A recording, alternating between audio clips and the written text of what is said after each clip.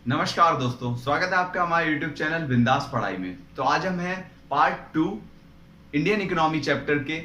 तो इसमें हम मेनली पढ़ेंगे कि भैया एग्रीकल्चर सेक्टर में वो जो हमने 4 गोल्स पढ़े थे जो प्लानिंग कमीशन ने बनाए थे, उन चारों गोल्स को कैसे पाया। अब हमारे पास इंडियन गवर्नमेंट थी, इंडियन गवर्नमेंट के पास गोल्स थे कि भैया इन गोल्स को हमें पाना है, तो इंडियन गवर्नमेंट इसके पीछे दौड़ी गोल्स को पाने के लिए। अब उन्होंने कैसे कैसे गोल्स को पाया उसके बारे में हम जानेंगे। एग्रीकल्चर सेक्टर में कैसे उन गोल्स को पाया, वो जो 4 गोल्स थे उनको। ठीक है, तो यहां पे सबसे पहला जो स्टेप उठाया गवर्नमेंट ने, वो था लैंड रिफॉर्म। लैंड रिफॉर्म में क्या किया गवर्नमेंट ने जमीन का बंटवारा किया, वापस से जमीन का बंटवारा किया पूरे देश में।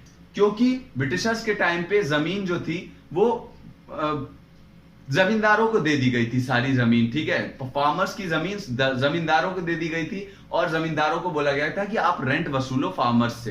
तो यहाँ पे फार्मर्स जो थे उनके लिए पूरा ही स्कोप ही खत्म हो गया था एग्रीकल्चर सेक्टर में।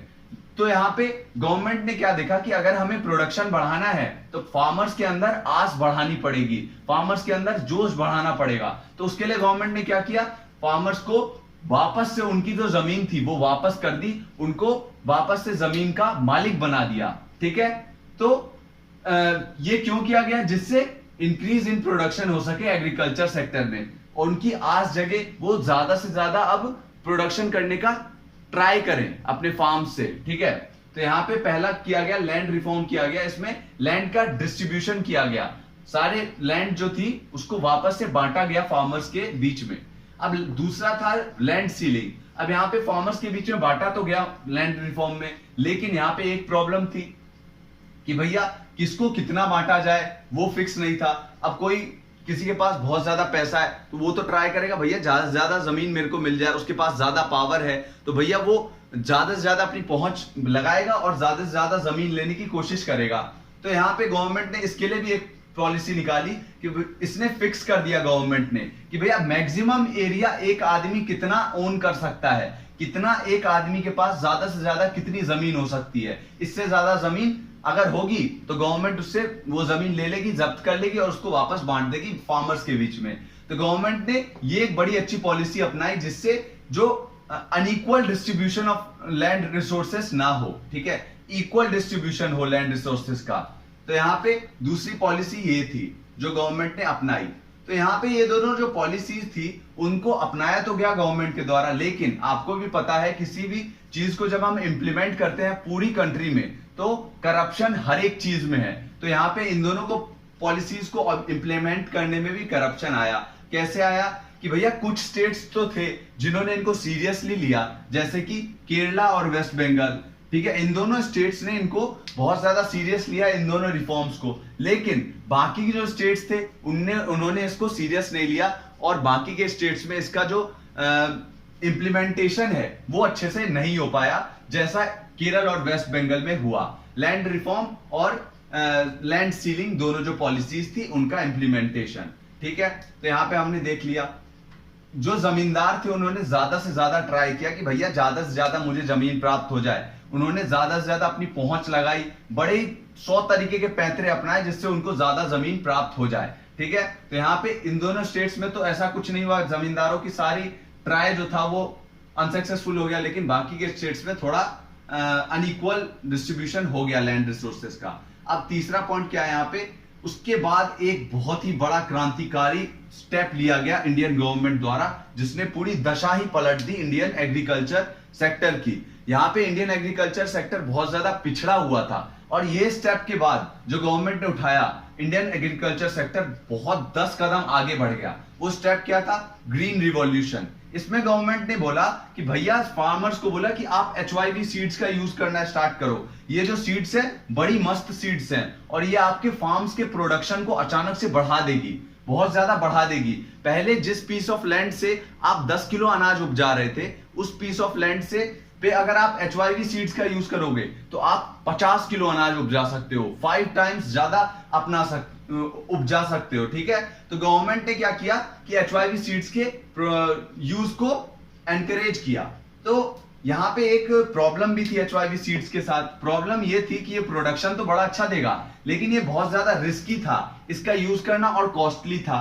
कॉस्टली क्यों था कि अगर आप इसका यूज करेंगे तो उसके साथ ये इसका बहुत ज्यादा केयर रखना पड़ता था। एचवाईवी सीड्स का इसका बहुत ज्यादा पालन पोषण करना पड़ता था। इसके लिए हमें फर्टिलाइजर्स का यूज करना पड़ता था। अगर फार्म्स में हम एचवाईवी सीड्स का यूज कर रहे हैं तो उसके साथ फर्टिलाइजर्स का यूज करना पड़ेगा, जिससे उसमें ग्रोथ अच्छी हो, और पेस्टिसाइड का यूज करना पड़ेगा, क्योंकि इसमें कीड़े लगने की भी संभावनाएं बहुत ज्यादा थी। तो यहाँ पे पेस्टिसाइड और फर्टिलाइजर्स का जो यूज था वो बहुत ज्यादा महंगा था, क्योंकि किसान जो थे वो इतने ज्यादा समृद्ध नहीं थे हमारे पूरे देश के कि भैया इन दोनों का यूज अच्छे से कर पाए, खरीदें इन सबको यूज करें। और प्रॉपर इरिगेशन सिस्टम तो बहुत ही कम जगहों पे मौजूद था हमारी कंट्री में। इरिगेशन सिस्टम बहुत कम जगहों पे मौजूद था, बाकी सारी जगहों पे मॉनसून पे डिपेंडेंट थे फार्मर्स। तो गवर्नमेंट ने इसीलिए शुरुआती दौर में, ग्रीन रिवॉल्यूशन के शुरुआती दौर में, शुरुआती दौर कब था ग्रीन रिवॉल्यूशन का? 1950 से लेके 1960 के बीच में, ठीक है, 1960 या फिर बोल सकते हैं 1970 के बीच में गवर्नमेंट ने क्या किया? गवर्नमेंट ने इस ग्रीन रिवॉल्यूशन को केवल और केवल कुछ स्टेट्स में अप्लाई किया, जो स्टेट्स बहुत ज्यादा समृद्ध थे, जहां के फार्मर्स जो थे वो बहुत ज्यादा समृद्ध थे और इसका यूज करना वो आराम से यूज कर सकते थे, इन सारी चीजों को खरीद सकते थे। कौन से स्टेट्स थे वो? पंजाब हो गया, उसके बाद तमिलनाडु, फिर आंध्र प्रदेश। ऐसे ही दो चार स्टेट्स थे जहां पे शुरुआती फेज में गवर्नमेंट ने इसको ट्राई किया, एचवाईवी सीड्स के यूज को। तो भैया ट्राई किया, तो अब जानते हैं कि ट्राई करने से क्या फायदा निकला या फिर क्या हुआ एचवाईवी सीड्स के यूज करने से। तो हमने देखा कि केवल कुछ स्टेट्स में ही शुरुआती फेज में इसको अप्लाई किया गया, किसका? एचवाईवी सीड्स का यूज, ठीक है, क्योंकि इसका यूज जो था वो बहुत ज्यादा कॉस्टली था। तो उन स्टेट से क्या रिजल्ट आया उसके ऊपर गवर्नमेंट की नजर थी, तो स्टेट से रिजल्ट बहुत ज्यादा अच्छा आया। उन स्टेट्स में एग्रीकल्चर, वो फूड ग्रेन्स का जो प्रोडक्शन था उसमें अचानक से बूम आ गया एचवाईवी सीड्स की वजह से, ठीक है, बहुत ज्यादा प्रोडक्शन बढ़ गया। तो एचवाईवी सीड्स का यूज जो था वो मेनली दो ही क्रॉप में किया जाता था, राइस और व्हीट में, ठीक है, इन्हीं दोनों क्रॉप में मेनली किया जाता था, क्योंकि इंडिया जो था वो डेफिशिएंट था इन दोनों क्रॉप में। इंडिया जो था वो बहुत ज्यादा कम प्रोडक्शन करता था राइस और व्हीट का। तो इन दोनों चीज का प्रोडक्शन बढ़ाने के लिए क्या किया गया? एचवाईवी सीड्स का यूज किया गया। उसके बाद जब देखा कि कुछ स्टेट से अच्छे परिणाम आ रहे हैं तो उसको पूरे भारत में लागू कर दिया गया, और फिर पूरे भारत से जो रिजल्ट आया वो बहुत ज्यादा चौंका देने वाला था। बहुत बढ़िया मात्रा में प्रोडक्शन करने लग गया भारत, किसका? राइस और व्हीट का, फूड ग्रेन्स का जो प्रोडक्शन था वो एचवाईवी सीड्स की यूज की वजह से बूम कर गया, और भारत क्या बन गया? सेल्फ सफिशिएंट बन गया, कि भैया जितना भारत के लोगों को खाने के लिए चाहिए है उतना अनाज भारत अब खुद पैदा कर पा रहा था, उपजा पा रहा था, ठीक है। लेकिन कॉलोनियल टाइम में क्या था कि भारत को अमेरिका से मंगाना पड़ रहा था फूड ग्रेन्स, भारत के अपने लोग जो खाएंगे उस तक के लिए अनाज नहीं था, ठीक है। इतना ज्यादा प्रोडक्शन जो था वो गिर गया था कॉलोनियल रूल के समय में। और यहाँ पे एचवाईवी सीड्स की वजह से क्या हुआ? भारत फिर से सेल्फ सफिशिएंट हो गया कि भाई जितना खाने के लिए चाहिए उतना अनाज वो खुद पैदा कर पा रहा था। और उसके साथ साथ भारत क्या करने लग गया? अब फार्मर्स जो थे, जिन फार्मर्स के पास खुद के खाने तक के लिए वो अनाज नहीं उपजा पा रहे थे, उनके पास अब मार्केटेड सरप्लस बचने लग गया। मार्केटेड सरप्लस का मतलब होता है कि भैया आप फार्मर है कोई, वो खुद तो जितना उपजाया है उसमें से खुद कंजप्शन के लिए अपना रख ले, जितना वो खाएगा और उसका पूरा परिवार खाएगा, उसके बाद जितना वो मार्केट में जाके बेचेगा ना उसको बोलते हैं मार्केटेड सरप्लस, ठीक है। अपना कंजप्शन के लिए रखने के बाद जितना बचा उसको बोलते हैं मार्केटेड सरप्लस। तो पहले जो था कॉलोनियल रूल के समय में फार्मर्स के पास इतना भी फूड नहीं था, फूड ग्रेन्स नहीं थे कि वो खुद के कंजप्शन को मीट कर पाए। लेकिन एचवाईवी सीड्स की वजह से क्या हो गया भैया? ग्रीन रिवॉल्यूशन की वजह से उनके पास मार्केटेड सरप्लस बचने लग गया। अब फार्मर्स जो थे वो मार्केट में जाके अपने फूड ग्रेन्स को बेच रहे थे और उससे प्रॉफिट कमा रहे थे। इससे इकोनॉमी को भी बहुत ज्यादा प्रॉफिट पहुंच रहा था। जब लोग के पास ज्यादा पैसा होगा तो इकोनॉमी भी अपने आप आगे बढ़ेगी, ठीक है। और वो जाके बेच रहा था कहां पे, मार्केट में। और मार्केट में जब जाके बेचेगा तो अपने आप मार्केट जो है वो आगे बढ़ेगा और उसके साथ साथ कंट्री भी आगे बढ़ेगी, इकोनॉमी भी आगे बढ़ेगी, ठीक है।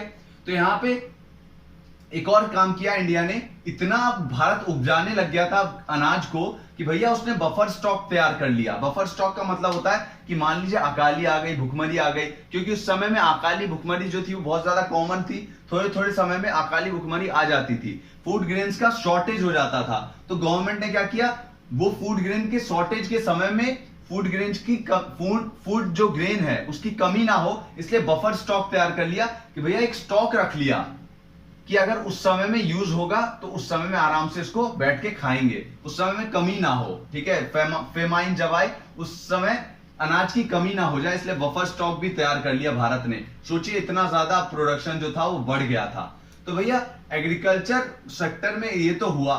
HYV सीड्स का हमने पहले ही देख लिया कि उसके यूज के लिए बहुत ज्यादा कॉस्टली था, वो बहुत ज्यादा पैसा चाहिए। तो यहाँ पे गरीब फार्मर्स ने सोचा कि भैया मेरे को तो कोई फायदा ही नहीं होगा, इसमें तो केवल गरीब अमीर फार्मर्स को फायदा होगा। तो गवर्नमेंट ने बोला रुक बच्चा, तेरे लिए भी मैं कुछ कर रहा हूं। गवर्नमेंट ने क्या किया गरीब किसानों के लिए कि भैया उनको लोन्स प्रोवाइड किए, उनको कर्ज दिया लो रेट पे, बहुत ज्यादा कम इंटरेस्ट चार्ज किया उस कर्ज पे, केवल 3% 2%, केवल इतना ही इंटरेस्ट चार्ज किया, बहुत ज्यादा लो इंटरेस्ट पे चार्ज किया, जिससे किसान इंटरेस्ट पे लोन ले और आराम से अपना जो फर्टिलाइजर्स खरीदने में है, HYV सीड्स खरीदने में, उसको यूज करे, जिससे उसका प्रोडक्शन जो है वो बढ़ जाए, ठीक है। और वो ज्यादा से ज्यादा मार्केटेड सरप्लस रखे और उससे ज्यादा प्रॉफिट कमाए फार्मर, ठीक है, गरीब फार्मर भी। तो यहाँ पे गवर्नमेंट ने लोन्स प्रोवाइड किए सस्ते रेट पे, और उसके बाद सब्सिडीज भी दी। किसके ऊपर, फर्टिलाइजर्स के ऊपर और पेस्टिसाइड्स के ऊपर, इनके ऊपर सब्सिडीज प्रोवाइड की, जिससे गरीब किसान जो है उनका भी भला हो और इक्विटी आए। इक्विटी जो था हमारा फोर्थ गोल था, हमने पहले ही देख लिया था। तो इक्विटी का प्रमोशन किया गवर्नमेंट ने इन दोनों के द्वारा, सस्ते लोन बांट के और फर्टिलाइजर और पेस्टिसाइड पे सब्सिडीज प्रोवाइड करके, ठीक है। तो यहाँ पे एक अब लास्ट हमने देख लिया कि कितना बढ़िया चीज किया, ग्रीन रिवॉल्यूशन ने बिल्कुल ही चेंज कर दिया हमारे एग्रीकल्चर सेक्टर को, ठीक है। लेकिन आज तक भी अगर हम प्रेजेंट टाइम की भी बात करें तो ये प्रॉब्लम हमारे साथ अभी भी है कि भैया एग्रीकल्चर सेक्टर में जितने लोग चाहिए है उससे ज्यादा लोग एग्रीकल्चर सेक्टर में काम कर रहे हैं।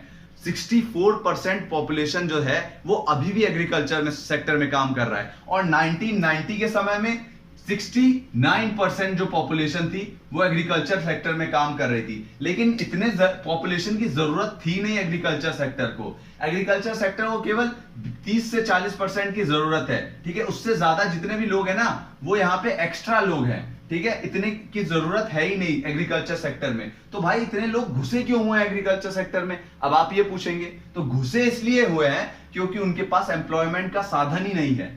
एम्प्लॉयमेंट बाकी के जो दो सेक्टर्स हैं, इंडस्ट्रियल सेक्टर और सर्विस सेक्टर, उसमें इतना जॉब ही अपॉर्चुनिटी नहीं है कि वो जाके इसमें से हटे, एग्रीकल्चर सेक्टर से हटे और उन दोनों सेक्टर्स में जाके अपने लिए जॉब ढूंढे और उसमें काम करना स्टार्ट करे। इसलिए यहाँ पे वो लोग बोलते हैं कि चलो बेरोजगार तो नहीं बैठे हैं, कम से कम किसान ही करते हैं, ठीक है। तो इसीलिए ओवर क्राउडिंग जो है वो हमेशा से हमारी इंडियन एग्रीकल्चर का एक बहुत बड़ा प्रॉब्लम है, ठीक है। तो यहाँ पे हमने देखा कि कैसे कैसे वो जो 4 गोल्स थे वो पाए। ग्रोथ कैसे पाया, ग्रीन रिवॉल्यूशन के द्वारा। उसके बाद जो मॉडर्नाइजेशन था वो कैसे हुआ, हमने HYV सीड्स का यूज किया, नई नई टेक्नोलॉजी का यूज किया, फर्टिलाइजर्स पेस्टिसाइड्स का यूज किया, तो हमने मॉडर्नाइजेशन भी पा लिया। उसके बाद हमने क्या किया, जो सेल्फ रियलायंस था वो कैसे पाया, हम पहले यूनाइटेड स्टेट्स से फूड ग्रेन्स को इंपोर्ट करते थे क्योंकि हमारी कंट्री में पर्याप्त मात्रा में फूड ग्रेन्स नहीं था। तो लेकिन ग्रीन रिवॉल्यूशन के बाद क्या हुआ, हम सेल्फ सफिशिएंट हो गए कि भैया जितना हमें कंजप्शन के लिए चाहिए हम खुद उपजाने लग गए। तो हम आत्मनिर्भर बन गए, सेल्फ रियलायंस बन गए, ठीक है। तो यहाँ पे तीसरा गोल भी हमने पा लिया। अब चौथा गोल कैसे पाया, इक्विटी का। यहाँ पे गवर्नमेंट ने क्या किया, पुअर फार्मर्स के लिए लो इंटरेस्ट पे लोन बांटे, उसके बाद फर्टिलाइजर और पेस्टिसाइड्स के ऊपर सब्सिडीज बांटी। तो ये सब काम किए इक्विटी को बढ़ाने के लिए, चौथे गोल को प्राप्त करने के लिए गवर्नमेंट ने। तो हमने देखा कि एग्रीकल्चर सेक्टर में कैसे गवर्नमेंट ने वो जो 4 गोल्स थे उनको प्राप्त किया। तो अगली वीडियो में हम पढ़ेंगे इंडस्ट्रियल सेक्टर के बारे में। धन्यवाद आपका इस वीडियो को देखने के लिए। अगर आपको वीडियो पसंद आई हो तो प्लीज वीडियो को लाइक कीजिए, शेयर करिए एंड चैनल को सब्सक्राइब करिए। धन्यवाद।